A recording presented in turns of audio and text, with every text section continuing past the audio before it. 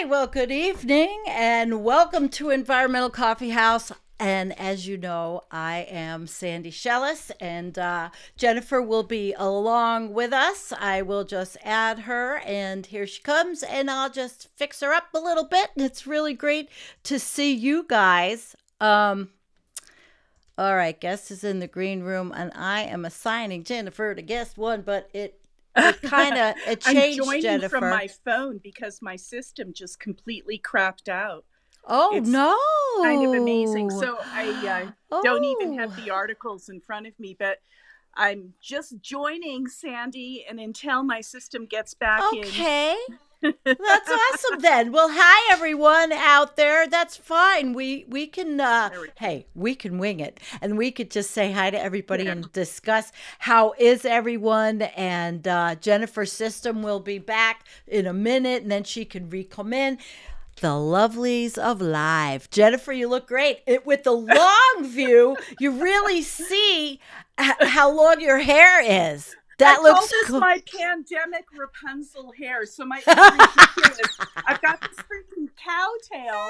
It just is going and going and Oh, going. And shit. look at the freaking length of it. I look like a Rapunzel. It's I amazing. like it. I like it. Yeah, I really don't want to change the color that much because you're going to be coming back with I your will. other one. But this is okay, guys. We have a good show. We have the Guardian to start out with.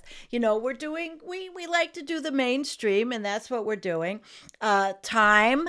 And then we're gonna have an interview, an intermission, and like I like to do, and then we have a couple of articles we're going to talk about climate activism, the Just Stop Oil, and actually, though, we are not going to tell you how to think or how to feel on this. We're just presenting information as we always do, and we don't want to say, well, we hate it, or we're not doing that. Mm-mm. But we will This let is the other, you this know, is an education show for sure.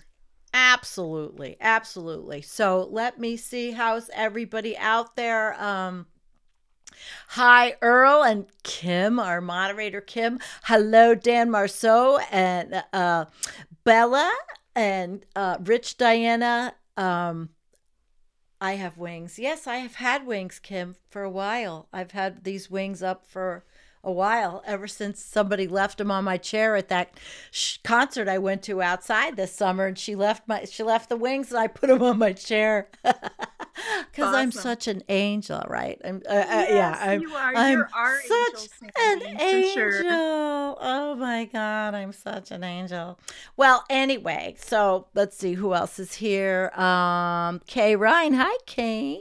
Hi, Melanie and Matt. Hi, Matt. Mwah to Matt in New Zealand, and Poppy and Midas Lisa. All right, we're doing all right. You know, Jen, we can always start. I can always start just reading Oh yeah, you go ahead the because article. I don't know when my computer's coming back, but I'll just be here Yeah. for comic relief. Okay, How's that? what I'm going to do, since we have to do a little testing, is see how the overlays look.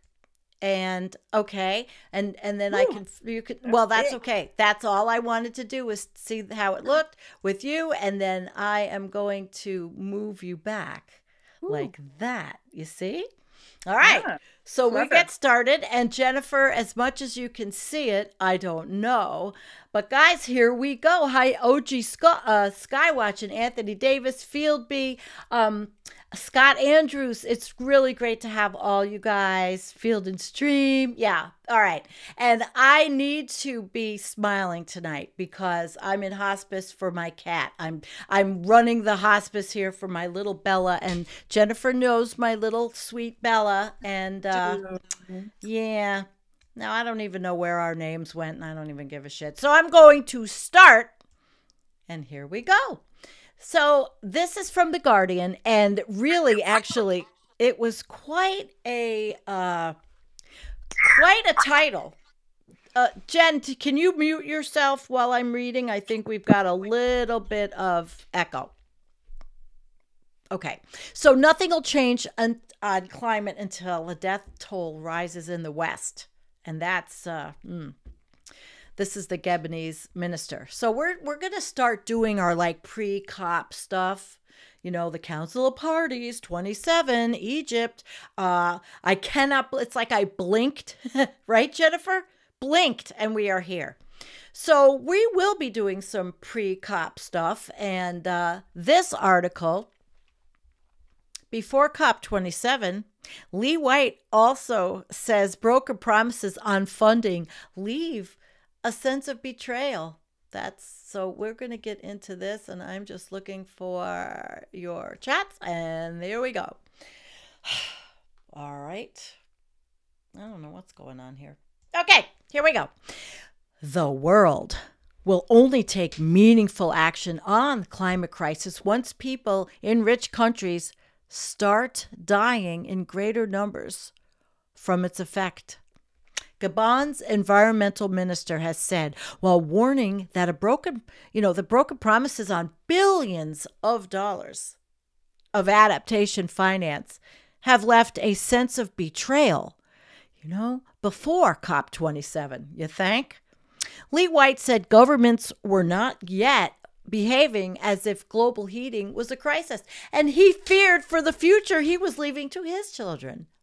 He said 100 billion of promised climate finance from rich nations was not reaching poor countries, which was driving distrust in the UN climate process.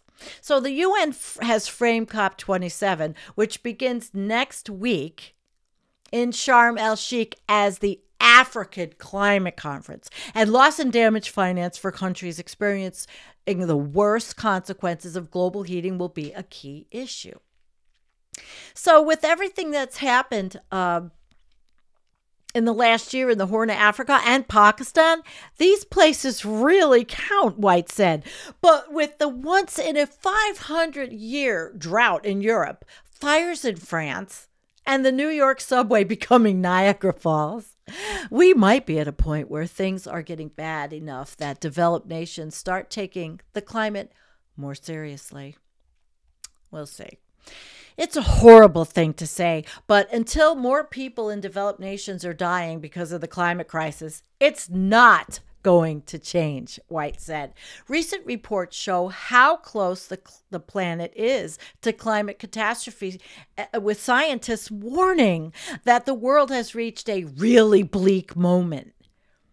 Gabon, one of the most forested nations and home to more than half of the remaining critically endangered African forest elephants, is holding one of the largest ever sales of carbon credits generated by protecting its portion of the Congo Basin rainforest, the world's second largest and the last that sucks in, more carbon than it releases. Wow. So it's the second one to do that. We're like losing it, man. So it does get 60% of its state revenue from oil, and accepted that the oil economy would go, and that greater emphasis needed to be placed on sustainable forestry and timber. We've really not actively promoted the death of the oil industry like Costa Rica, he said, referencing Beyond Oil and Gas Alliance, launched at COP26 in Glasgow by the Central American country and Denmark. We recognize that the oil industry will disappear. So that politician, originally from Manchester, said he had seen only small amounts of climate funding for his country, despite big promises, which was driving frustration with the United Nations climate process. Over and over again, developed nations have committed and not delivered. Did we think that was going to happen? They have committed to reduce emissions, and they're not delivering sufficiently. They've committed to funding, and that funding doesn't ever seem to materialize. We didn't create the problem. And so you would expect a more sincere engagement from developed nations, and you would expect them to respect their word and their engagements, he said. Well, I have 3 kids. I tell them that my absences are about trying to save the planet. They get it because it's real. We're creating a really big problem for the next generation. So that article, it's right to the point, succinct and to the point. How you doing there, Jen?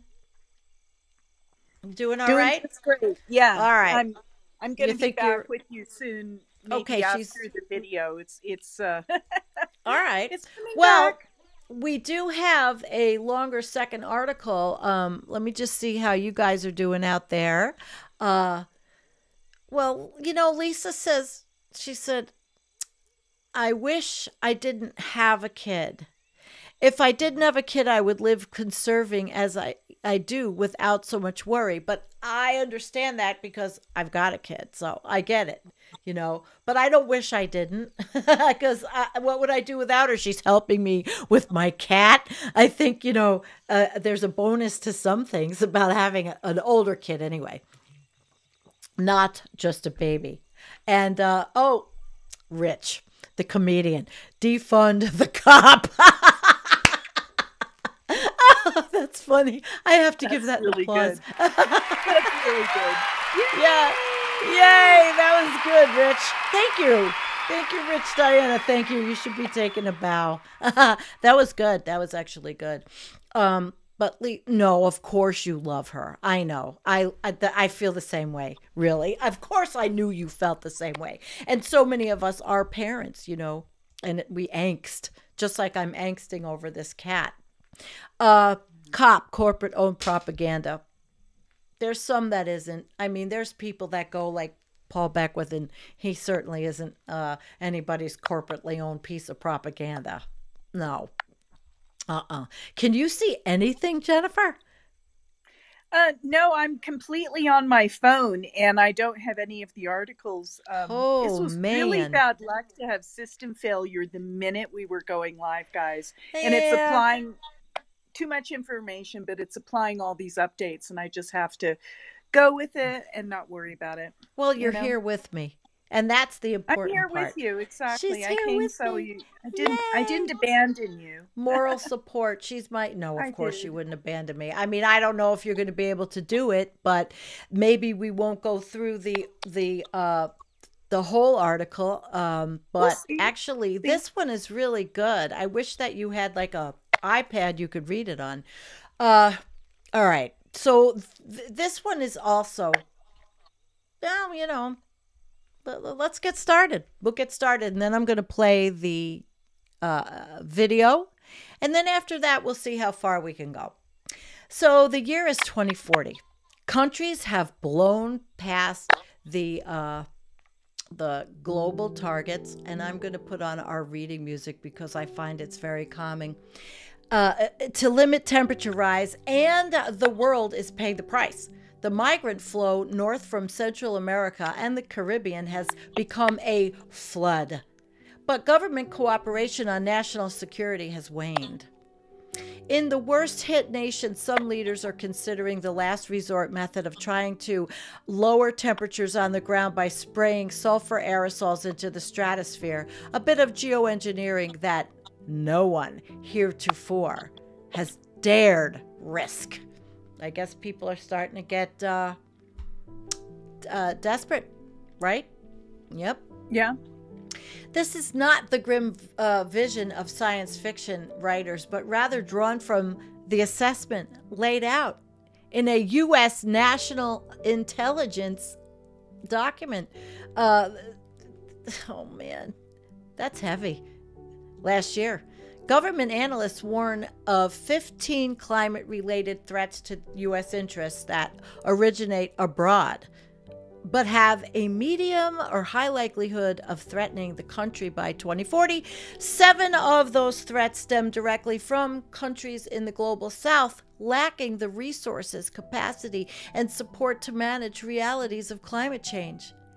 When instability happens in a country, it doesn't usually remain contained within the single country, said Maria Langen-Reichoff, director of the Strategic Futures Group at the Office of Director of National Intelligence. The U.S. intelligence company is in the business of gathering information and analyzing how it may shape the future, not offering policy recommendations. But it doesn't require a huge stretch of imagination to understand the interplay between these scenarios and government decision making. Wealthy countries can embrace an agenda that helps the most vulnerable parts of the world address catastrophic flooding, deadly famines, and unchecked migration, and in doing so help prevent destabilizing ripple effects. Or wealthy countries can dismiss the concerns of their developing counterparts and hunker down to await the inevitable shockwaves. What do you think of that, Jennifer? The inevitable shockwaves. They're going to come. They're coming. Oh, yeah. No, I mean, I feel such a huge awakening happening right now in general. I mean, while the far right, we know they're pumping more money than ever into climate denial, it's almost like they're trying to pop the top on something that the Pandora's box already has exploded. And there is, despite their feelings to try and let's get the top back on this thing, this is not convenient, this does not stand with our agenda, and making fun and attacking climate scientists and activists. I mean, the frustration, and let's not mention the elections that are, about to happen. I think sometimes I can handle the climate I feel crisis. like such a witness, like this thing is so much bigger than me, but it's significant, guys. It's so significant. I know everybody feels this way. Yeah, I think so too. I do. And I sometimes think politics is harder to handle than the climate crisis. I mean, I feel like I know the climate crisis. I know what's happening there.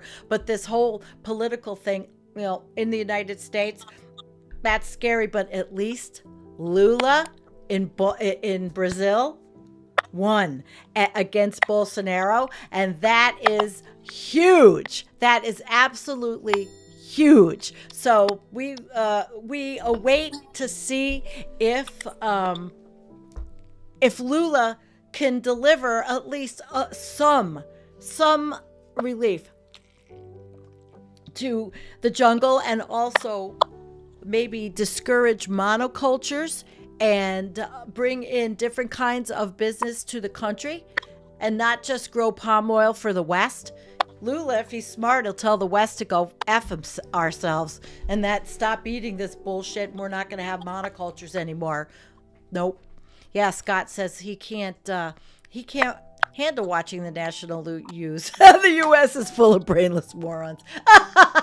We know that. We definitely know that. And it's very sad and it's scary, because look what happened, Jennifer, to Nancy Pelosi's husband. Now, whatever anybody wants to say about that, honestly. And what's even worse is the hate and the misogyny coming out of all of the far right.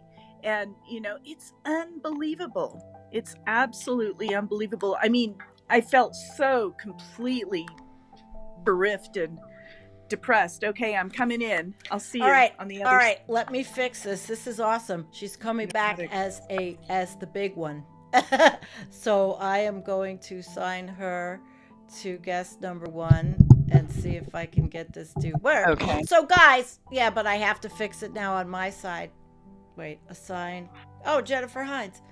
But you're I don't know where you are. Uh-oh. I'll find you. I got to get you in.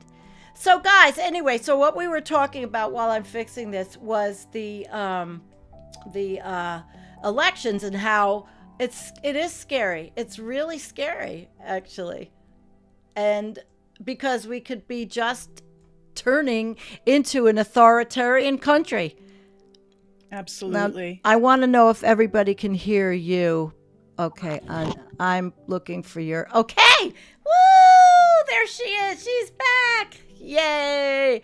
Okay, Jennifer's back. Yep, Jennifer's back. And let me see here. All right. We're doing pretty good. We're doing pretty good. I just have to... I don't understand where the light went, so I got to fix the light. But anyway, Jennifer, you want to pick up the article so I can fix the screen from where we were? You tell me where, because I'm not Okay. really sure. All right. So see where the two Time magazines are? Start where it says about after the wealthy countries concerned. So where it says read more photo of Pakistan, go into if you're not going to address. And then I have to fix our screen just a little bit because I'm dark and well, guys, I am looking for that part in the article and I really don't see it. See where the two Time magazine covers are? Yeah. And I'm trying to find us. Oh yeah, I do. Okay. I do. For years, decades even. Yeah. Yeah, guys. We're cool under pressure, right? I know, yeah. Although I lost us. I lost our screen. Did you? Yeah, it's okay. You just read. Oh, okay. Great. I'm going to finish. I look darker, but I'm going to fix us. So all right. You just, yeah. All right, guys. All right. Thanks for hanging in with us.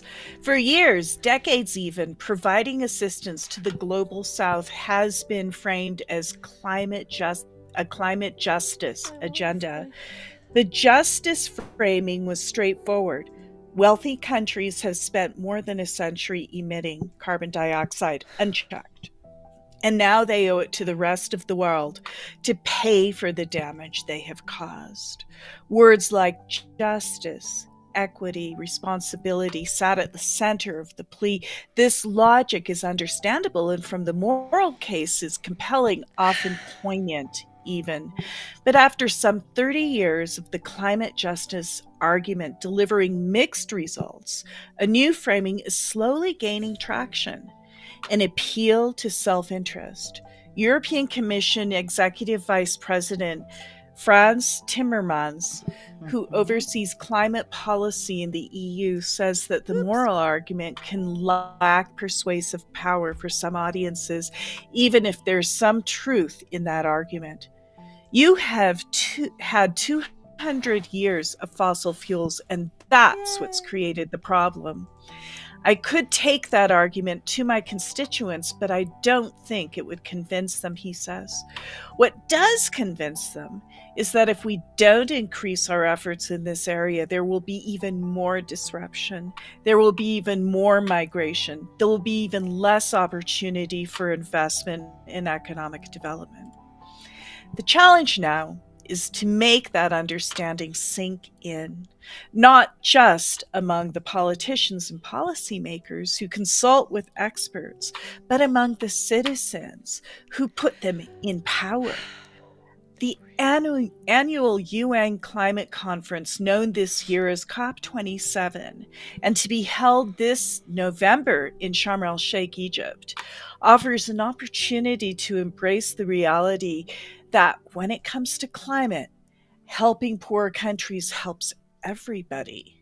Quote, at the moment, there's a lot of discussion about the moral objective that anyone can forget the meeting is closed, says Lawrence Tubiana, the president of the European Climate Foundation and a key framer of the Paris Agreement. This really could be a problem of macroeconomics and global stability. The discussion should move in that direction. For the past 3 decades, the moral case for aggressive climate action has been front and center in international climate talks, and with good reason. Century of industrial development and high carbon living in the global north has directly caused problems of cataclysmic proportions in the global south. In any typical conception of fairness, the parties most responsible for causing the problem should be responsible for cleaning it up. Developed countries, most prominently the US and European nations, are responsible for 79% of historic emissions, being home to just a fraction of the global population. And yet, the effects of climate change are, at least for now, being felt disproportionately in places that did little to cause the problem. Flooding now regularly puts 25% Bangladesh underwater. Countries on the African continent have emitted less than 3% of global emissions, but are experiencing the brunt of the impacts that in the form of drought, flooding, and coastal degradation. Drought-driven famine in East Africa is killing a person every 36 seconds. The continent already loses up to 15% of its annual GDP per capita because of climate effects, and that figure could double in the coming decades. Many prominent climate activists have highlighted the sheer and in some ways outrageous injustice from leaders of small island nations to Greta Thunberg and Pope Francis. And international climate agreements have reflected the climate justice over and over again, emphasizing the principle of common but differentiated responsibilities, a wonky way of saying that wealthy countries owe it to the rest of the world to move aggressively. But they haven't followed through. The policies countries have enacted to cut emissions would limit global warming to around 2.7 degrees C, according to Climate Action Tracker. That's far greater than the well below 2 degrees C that countries agreed to in the Paris Agreement. At the current expected levels, we will likely see the inundation of small island states and tens of millions of climate migrants in sub-Saharan Africa, according to the Intergovernmental Panel on Climate Change. Developed countries have also failed to live up to their commitment to help the poorer counterparts adapt. The year 2020 passed without countries in the global north meeting their longtime promise to provide $1 billion in climate finance annually beginning that year, half of which was supposed to finance adaptation. About $80 billion has flowed from the north to the south in 2020, according to the Organization for Economic Cooperation and Development. Some assessments suggest that countries in the global north will make up for that deficit in the coming years, but that number is now outdated. Trillions will be needed because of the effects we've now baked with decades of inaction. Baked in, hear what they're saying. These failures have put finance for what's known as loss and damage, essentially funds to address the unavoidable harm from climate change, at the center of international discussions. The climate cost to physical infrastructure, industry, and economic output will be enormous, potentially adding up to $1 trillion annually by 2040, according to a 2019 study. The risk of having to pay up is precisely what has historically kept the US and the European countries from a full-throated embrace of policies to address loss and damage. But there are risks in sidestepping the issue too. It's impossible to know exactly how the effects of climate change will unfold and how these dangers will ripple across the globe, but the vast body of research, government analysis, and academic literature on future scenarios suggests some common expectations. Chief among them is migration. Already, drought has uprooted communities in Central America, driving migrants to cities and eventually to the US. Meanwhile, drought in Syria has contributed to the struggles, driving over 1 million migrants from the war-torn country to Europe. These movements of people have respectively stoked political upheaval in the US and helped topple governments in Europe. And it's just a taste of the unexpected hundreds of millions of migrants expected in the coming decades. Oh, just wait till the Republicans get a hold of that. There's also economic damage that may begin in the global south, but is likely to spill over. A 2018 study from Cambridge University, for example, found that extreme weather events may begin in one country but create economic waves elsewhere, affecting everything from household income to bond yields thousands of miles away.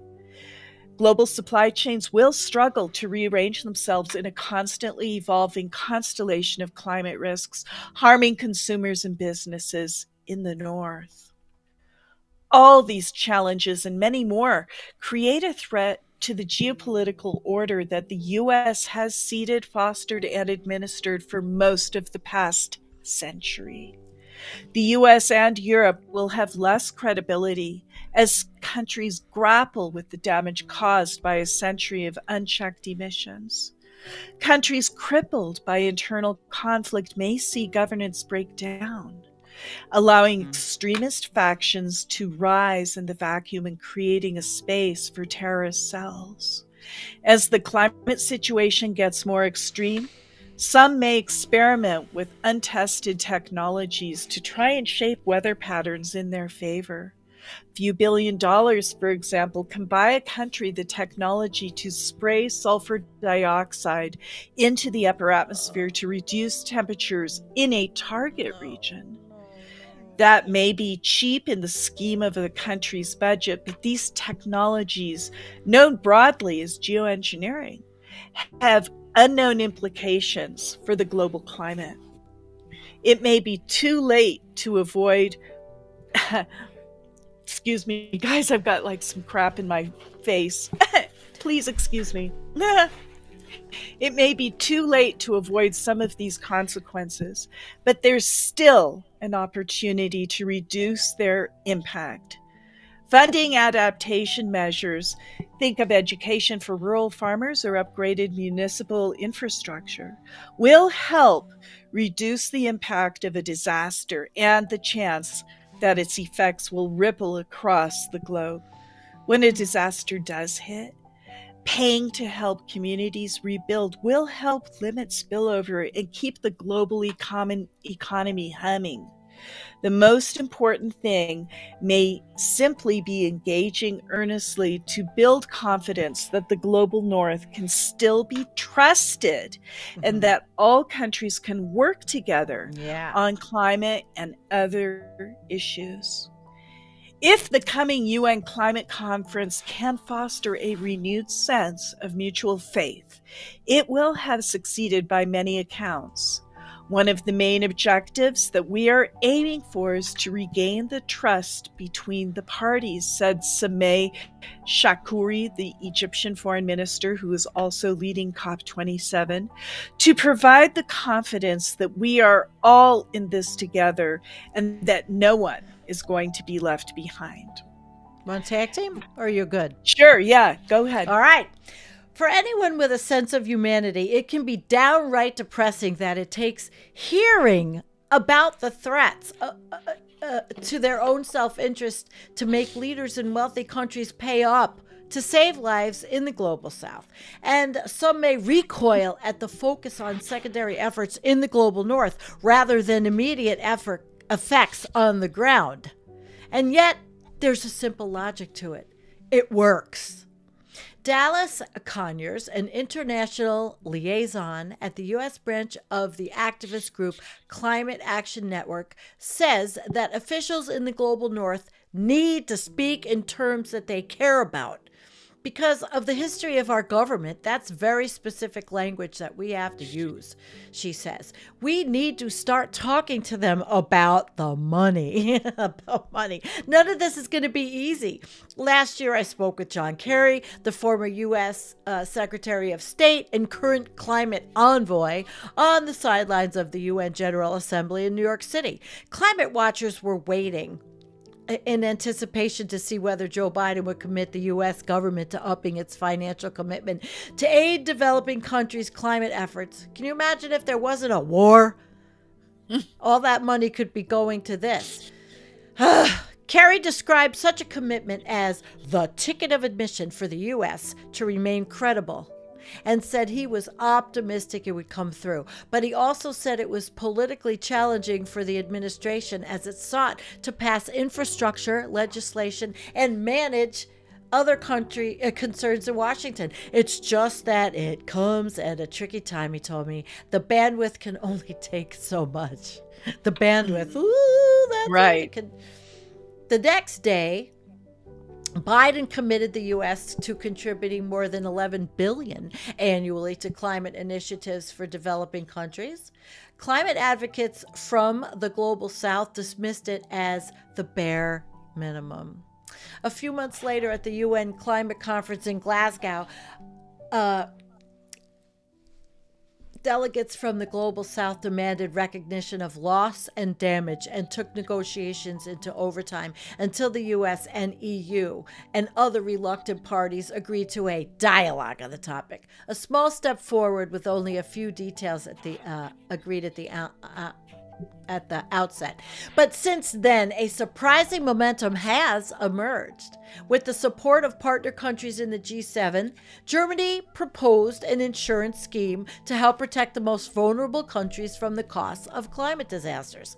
Kerry has publicly committed the U.S. to advancing policy on loss and damage at COP27 and said that the U.S. will double down on climate funding initiatives in the Global South. We have to find a way for more capital to flow into developing countries, he told me on October 26th. And leaders from both developing and developed nations have supported a wholesale reform of the Bretton Woods institutions, the World Bank, and the International Monetary Fund with climate change in mind. The World Bank could commit to taking the first loss on big climate projects, for example, and in doing so, make such projects more attractive for private sector investors. The IMF could allocate hundreds of billions in finance to give developing countries the space to pursue climate projects. These moves could in turn catalyze trillions in investment from the private sector. There is more of a willingness on the part of all the parties to come together and try to move this discussion forward, said Alok Sharma, a former minister in the British government who led last year's COP26 conference in Glasgow. It was a very difficult discussion. That's why it's taken so long. But by all accounts, the weight of recent climate-related disasters has helped move the needle. From Nigeria to Germany to India, the world has been inundated with a tide of extreme weather events in recent months, signaling that the era of loss and damage has arrived. The conversation about the on-the-ground devastation in the most vulnerable parts of the world needs to continue. But the reality is that we also need to be talking about the ripples. Pakistan offers a prime example of the selfish case for the global north. It's a nuclear-armed state that collaborates with the U.S. to address terrorism in South Asia. It exports billions in textile and food products around the world, including to the U.S., its largest trading partner in Europe. Sending aid to Pakistan will help it cope with its precarious climate. Yes. Glaciers in its mountaintops are melting, contributing to flooding. Meanwhile, the country is home to some of the hottest spots in the world, where heat waves already kill residents on a regular basis. Pakistan now estimates that recent flooding will cost it $40 billion. As of late October, it had received $129 million in aid. But helping tackle Pakistan's issues will help everyone else too. The entire bargain in climate negotiations now is premised on climate justice, says Remen.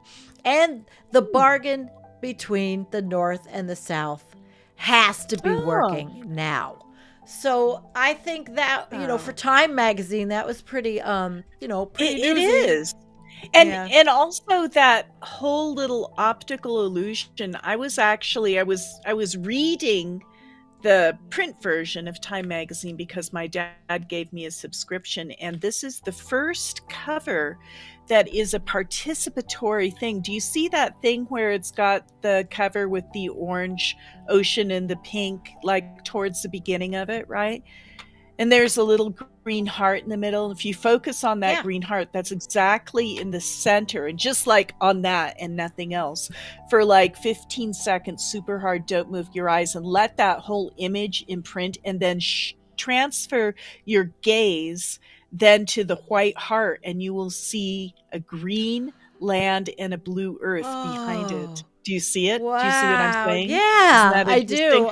So this is the first cover that Time has ever made that is kind of and now it's all faded out, right? You can't see it anymore. It's kind of interesting. That's right? pretty cool. If you guys will have the link in the show notes. So I'm going to play us a video. Guys, how are you all doing out there? We have an intermission, and then we're going to come back and change gears a little bit, just a little bit, since we are kind of running up to the COP, and we're running. Yeah, we are actually. So get the popcorn and let's watch the movie. Let's watch the movie. Okay, here we go.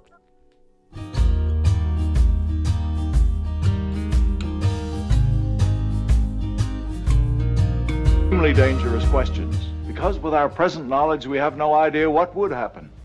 Even now, man may be unwittingly changing the world's climate through the waste products of his civilization.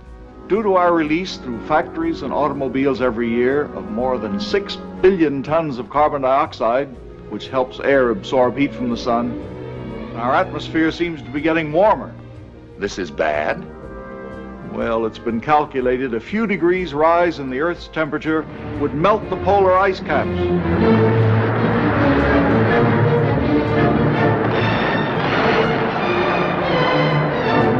And if this happens, an inland sea would fill a good portion of the Mississippi Valley. Tourists in glass-bottomed boats would be viewing the drowned towers of Miami through 150 feet of tropical water. For in weather, we're not only dealing with forces of a far greater variety than even the atomic physicist encounters, but with life itself.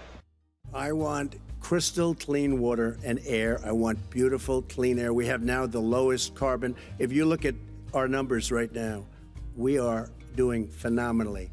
In Europe, they live their forest cities. They're called forest cities. They maintain their forests. They manage their forests. I was with the head of a major country. It's a forest city. He said, sir, we have trees that are far more, they ignite much easier than California. There shouldn't be that problem. More than 37,000 evacuations in France since last week, 5,000 in Greece. Across Europe, more than 1,500 heat-related deaths. In Spain, wind gusts spreading fire, fire planes dumping water on houses. A spokesperson for the governor of Spain calling the fires a real environmental tragedy.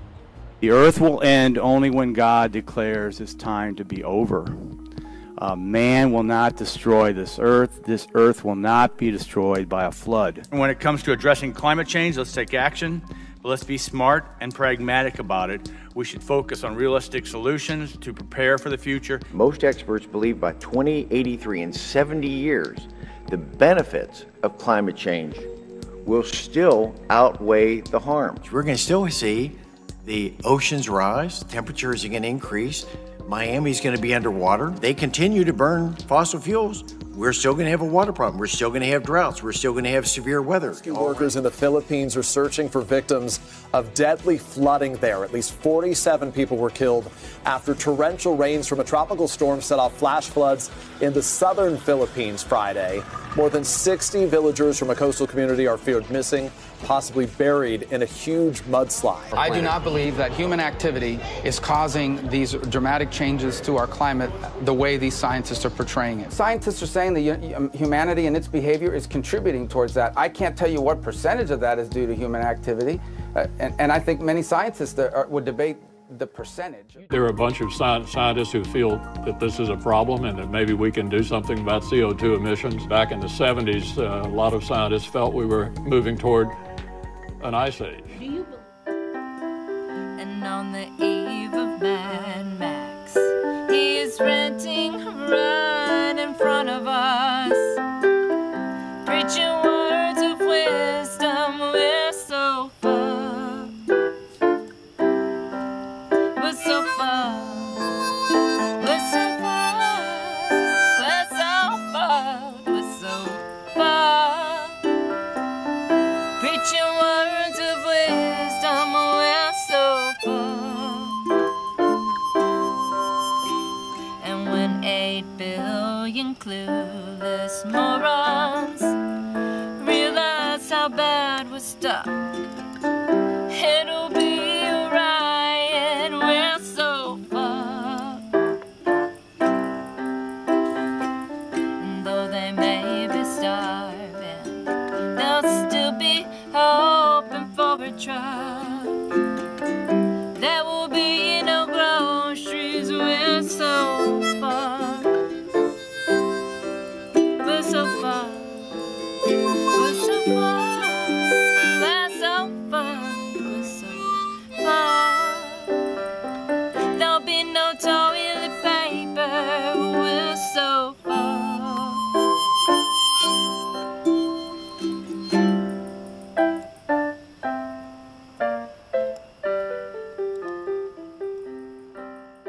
But the rain last night caught Cootamundra off guard, Muttama Creek breaking its banks. Up to 200 rural properties became waterfront homes. Our catchments are saturated, our landscape is saturated, our dams are full, our river systems and our creeks are running a bank, if not overflowing. And that's putting Tumut and Adelong, Gundagai and Wagga Wagga under threat for major flooding. Around the same height, if not higher than what we saw in August this year. The downpours are patchy, but the warnings stay the same. If it's flooded, forget it. A lucky tourist near the Peel River in the state's northwest is proof why. In the central west, Cowra had unrelenting rain. Strong wind toppled trees in Forbes and Orange. It was wet and became cold. A burst of winter is on the way where we're likely to see snow. 1 month from summer, the slopes in Perisher coated in powder. But not a skier in sight. Bill Hogan, 7 News.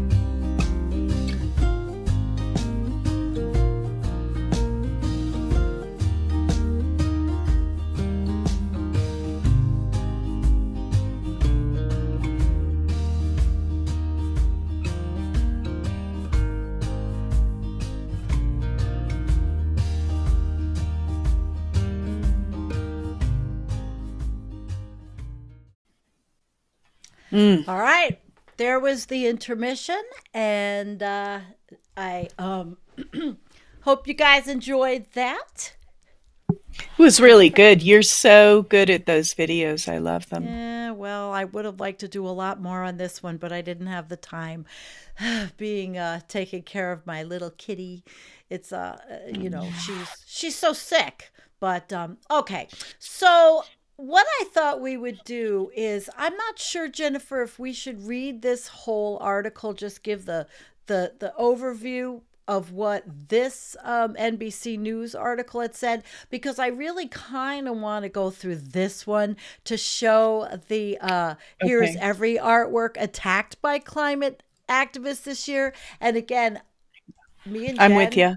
Yeah, we're not telling you whether we think it's wonderful, we think it's not wonderful. It's for you to decide what you think about the climate activists, okay?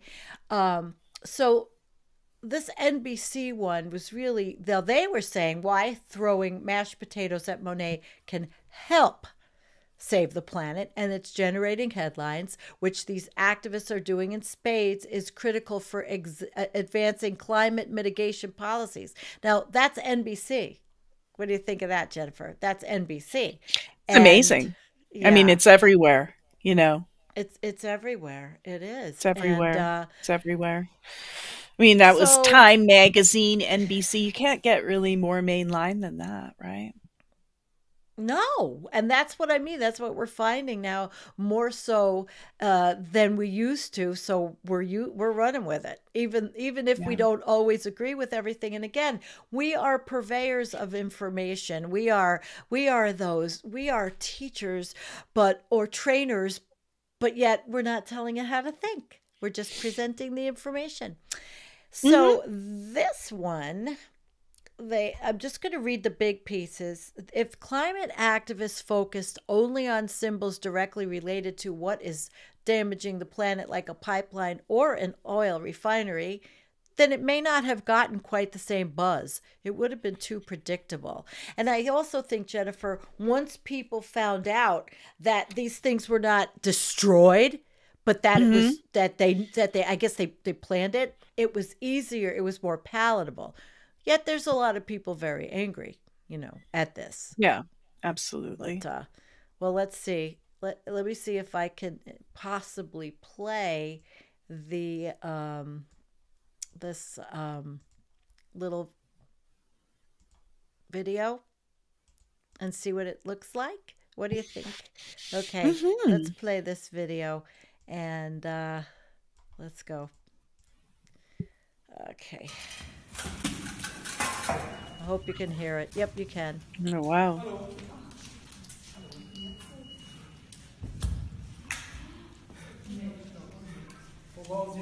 Menschen hungern, Menschen frieren, Menschen sterben. Wir sind in einer Klimakatastrophe. Und alles, wovor ihr Angst habt, sind Tomatensuppe oder Kartoffelbrei in einem Gemälde. Wisst ihr, wovor ich Angst habe? Davor, dass die Wissenschaft sagt, dass wir 2050 unsere Familien nicht werden ernähren können. Braucht es Kartoffelbrei auf einem Gemälde, damit ihr zuhört? Dieses Gemälde wird nichts mehr wert sein, wenn wir uns um Essen streiten müssen. Wann ist der Punkt erreicht, an dem ihr hinhört? Wann ist der Punkt erreicht, an dem ihr hinhört und nicht einfach so weitermacht? All right.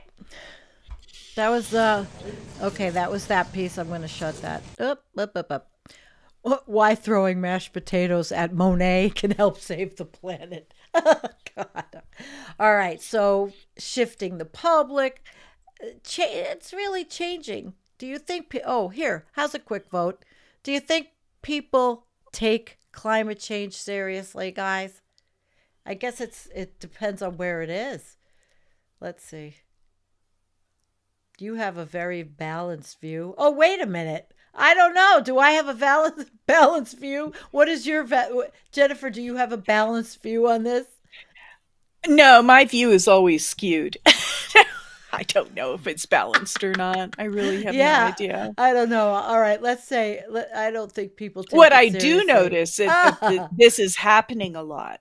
That it is really happening quite a bit, and they're doing. Actually, that's why the next article is going to be so fascinating, because it shows you all the different ones that they've been attacking. Right? Yep.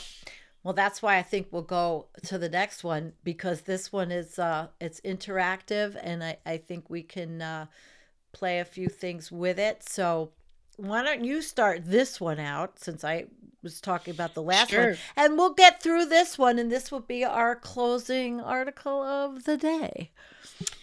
Okay, dokie. So guys, this is what activists have been doing all over the world, but especially in Europe, in museums.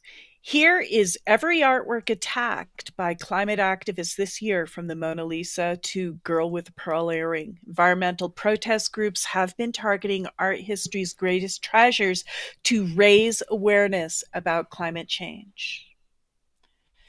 Climate activists turned up the heat this year, decrying the global environmental crisis by targeting internationally renowned art museums' greatest treasures, and leading many onlookers to wonder how their actions actually connect with the greater good.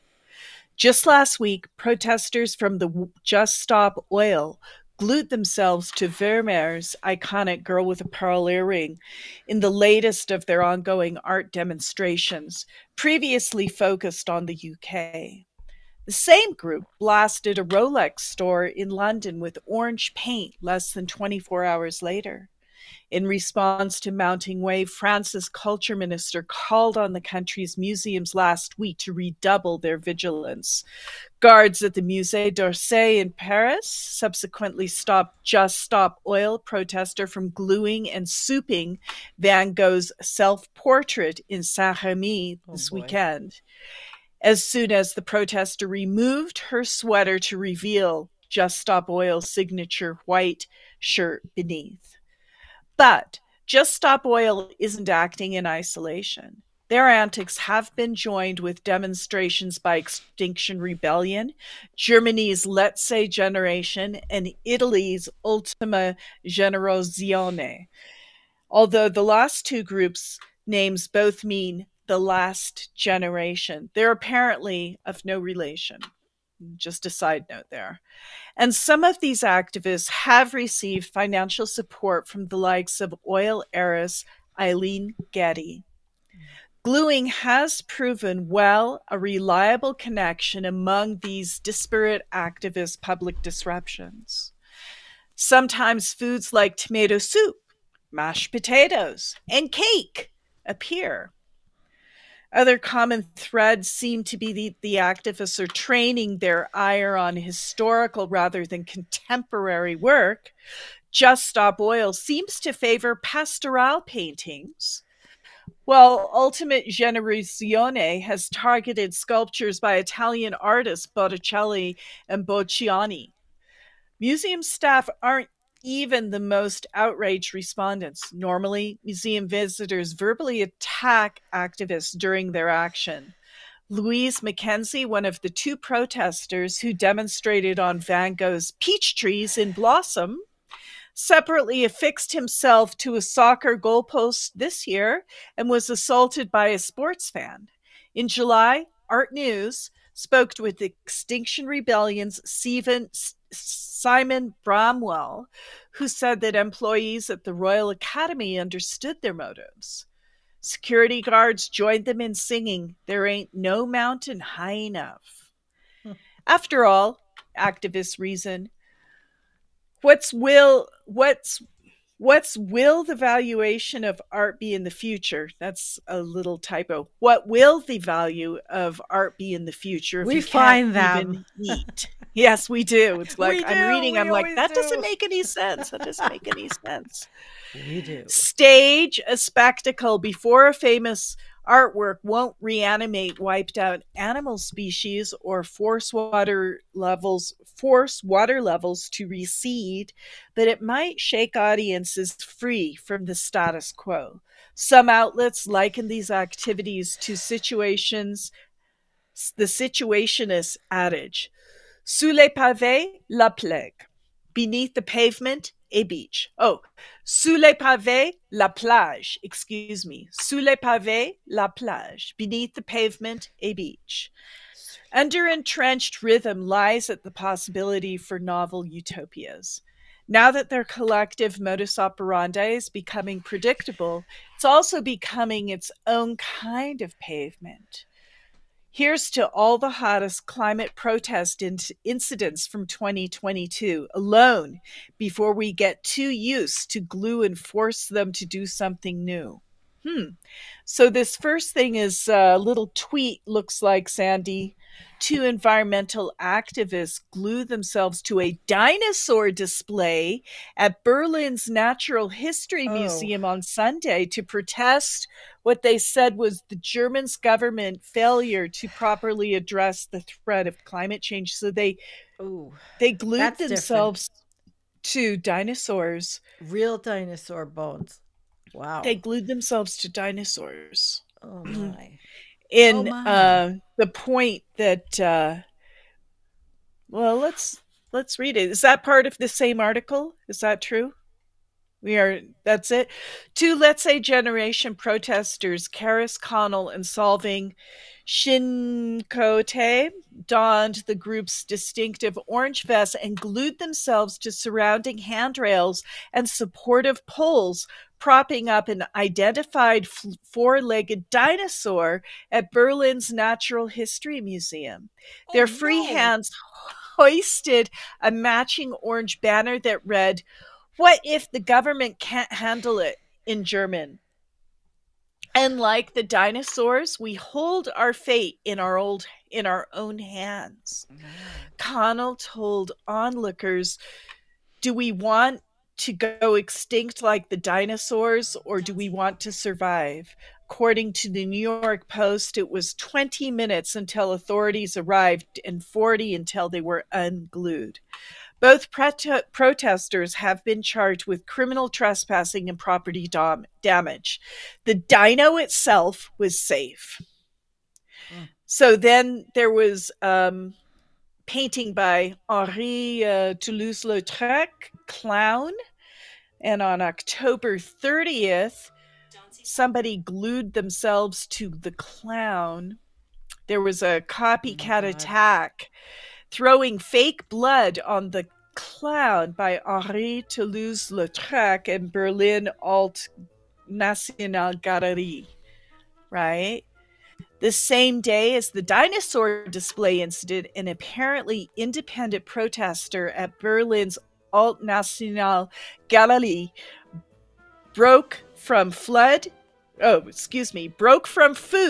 and glue to spatter the Henri Toulouse-Lautrec's clown with fake blood in what some have called a copycat case. The maverick even superglued their hand to the wall. ABC News reported the activist was handing out leaflets before the attack, the contents of which haven't been specified.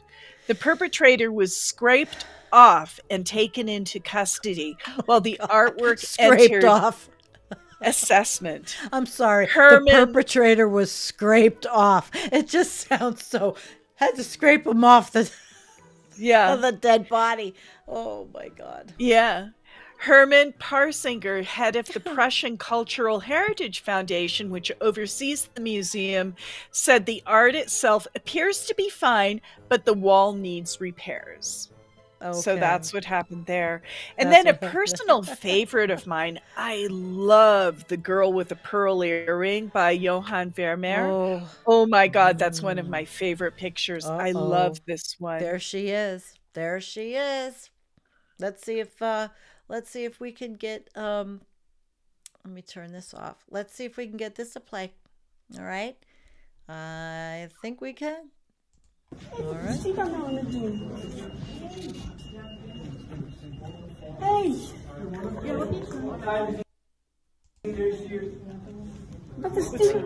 Oh my God. How do you feel? How do you feel when you see something beautiful and priceless being apparently destroyed before your eyes? Do you feel outraged? Good. Where is that feeling when you see the planet being destroyed before our very eyes? Obscene. Oh no! Hey, shame on you. This painting is protected by glass. It's just fine. Shut up. Take away from there. Vulnerable people in the global south, they are not protected. The future of our children is not protected. Get out of there. People in fuel poverty who need to choose between heating or eating are not protected. Okay. Wow, that was pretty hairy, huh? Yeah, tell you what. God. So, as you guys just saw, right, two men in Just Stop Oil shirts approached Vermeer's Girl with a Pearl Earring at the Museum in The Hague once started gluing his shaved head to the work's protected surface. How do you feel when you see something beautiful and priceless apparently being destroyed before your eyes? The other asked, after dumping tomato soup over his partner's head. Which, okay. Onlookers chastised the pair, shouting, "Shame on you," and more. Where is that feeling when you see the planet being destroyed? The vocal protester pressed. Both men were arrested. Officials at The Hague has said their painting is safe and they're considering further safety measures. They have a whole Twitter threads on the activism and the things that are happening. That one actually got 11.6 million views around the world. Really? And, wow. Yep. And this one is another activism. I don't know what they were doing here. Oh, that's when they were taking them out. All right, so that's what it looked like, taking them out. Yeah. Yeah.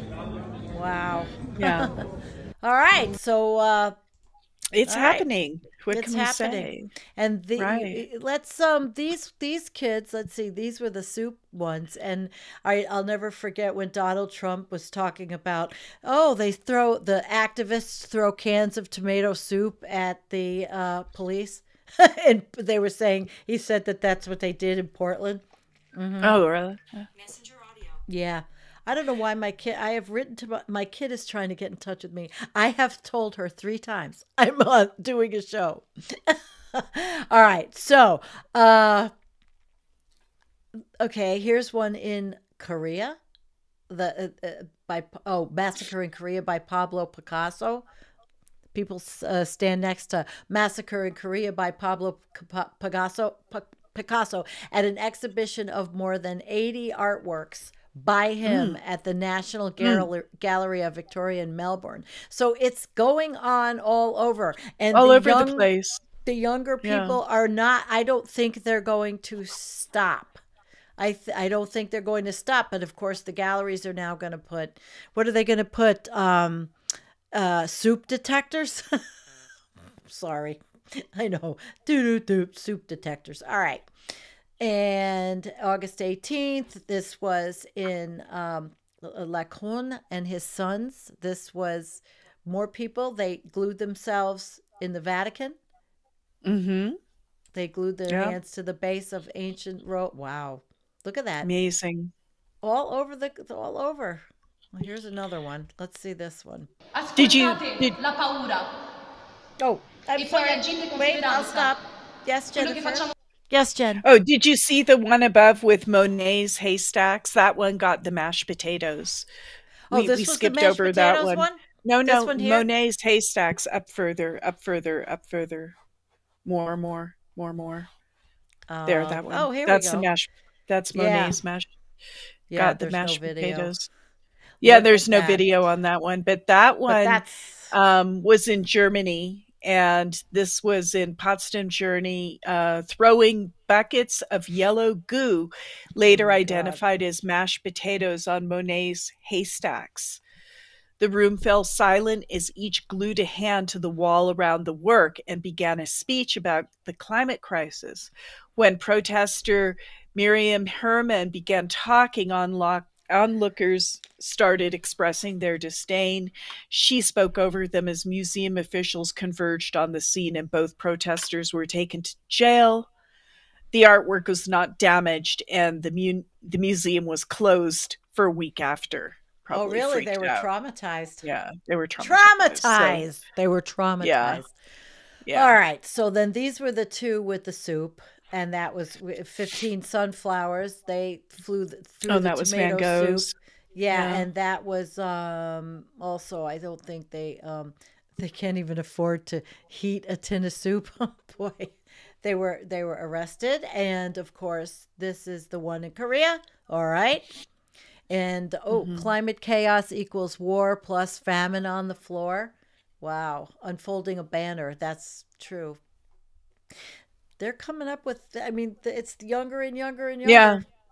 And then the Italian works of art in the Vatican. Holy cow, look at that. In the Vatican. My God. Wow. Yeah, well, you know, things are breaking apart, right? What is this? Bella, let's glue ourselves to some AR-15s at the gun show. What do you think? Oh, yeah, why don't you guys go have fun with that? Yeah, at the gun show. Listen, they have them over here a lot. They do. All right, now this was the one I was going to show. Let's watch this one. I'll go back to the beginning and we can watch this one. All right, let's go. Ascoltate la paura e poi agite con speranza. Quello che facciamo noi non sono atti di disperazione, sono atti di convinzione, perché siamo convinti che possiamo fare qualcosa. Ciao, io sono Simone, sono un cittadino che sta sostenendo la campagna di ultima generazione di disobbedienza civile non violenta per chiedere al governo stop al gas, al carbone e investimenti sulle energie rinnovabili. E sono appena fuori dal Museo del Novecento a Milano, dove altre cittadine e altri cittadini preoccupati come me hanno deciso di fare un'azione forte. Stiamo per incollarci a una statua di Boccioni per dare un messaggio forte, per dare un messaggio però anche non solo di disperazione ma anche di speranza dall'altra parte, perché noi crediamo davvero che se agiamo adesso possiamo salvare il nostro futuro e possiamo salvare anche quelle opere d'arte meravigliose che gli scorsi anni e gli scorsi secoli ci hanno regalato. All right. Okay. And then it's a worldwide phenomenon. It's a worldwide phenomenon. It definitely is, and we haven't seen anything quite this radical, I would say, if you want to call it radical. Well, I don't know. I think that those guys that stripped down to nothing and were in a bank or something. Do you remember that, Sandy? Those guys that... Yes, we showed them all. Pretty radical. Yeah, we showed them. Yeah, that was radical. That was nudity. That was radical. Let's see here. This was 4 historic artworks through England. And Van Gogh. They like to target Vincent, I think, because they probably say he would be okay with this, you know. Mona Lisa by Leonardo. Why don't they go ahead and chop their left ears off, you know, if they feel so much solidarity. Sorry. It's okay. That's okay, Jen. We're here to just... No way! We just yeah. Oh, that was a quick That's one. the Mona Lisa. Right. Who had a good comment there? OG. Wait. It went too fast. Where's OG? Shit. It went so fast. Okay. Bring back the topless protests. We're gonna give you that one. Where's the applause for that? Okay, bring back the topless protests. Yay! Okay, the guys would like that. Hey, the girls would like that. Women's bodies are beautiful. That's why we go see them at museums, right? Okay, that's right. So almost over. This was the last one. I think we just showed that. And one absurd omen predated all of these shenanigans several million news cycles ago. A man dressed as an elderly woman leapt from a decoy wheelchair, first to bang on the work's high-tech glass covering, and then to assault art history's most famous lady with cake. Fortunately, protective measures installed in 2019. Let him eat cake. Yeah, right. The following... Which he never said, by the way. I don't even... All right, all artists think about the earth. So that was good. I think we've done our little covered the gamut here. Let's see, what do you guys you know, we didn't do the toilet flush of the day, Jennifer. Oh my God, how could we not do that? What article or what situation do you think merits the toilet flush? We can't go without a toilet flush of the day. How could we do that? Well, we could see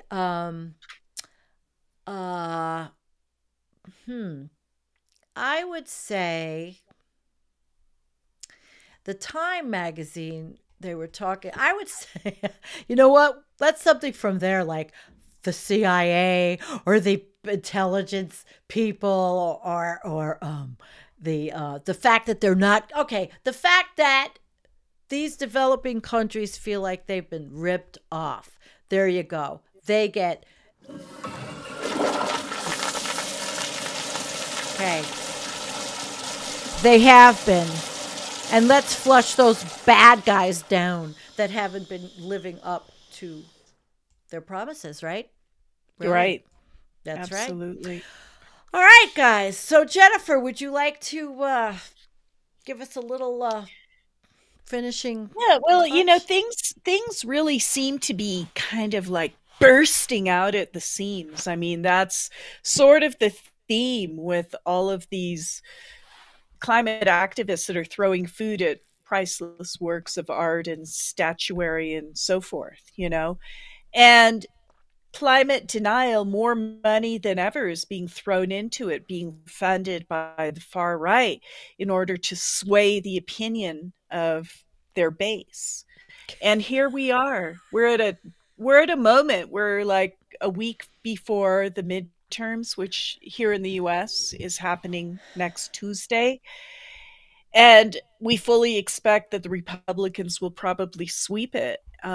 They're being very aggressive, and it's really disheartening. What can I say? Feel that way. I don't want to live in an authority. I just want to keep fracking out of my county. I can't control anything more than just voting around here and making sure that we get Max Delapia for Congress, who has that glacier in Antarctica named after him, and well, that's good. And not have we have to count the victories that we have. But you know, it's just a moment of such dichotomy. You know, while there's all this awakening in the mainstream news, you know, as we've been reading articles from NBC and Time, and they're as potent as any of the extinction articles we used to read in times gone by, you know.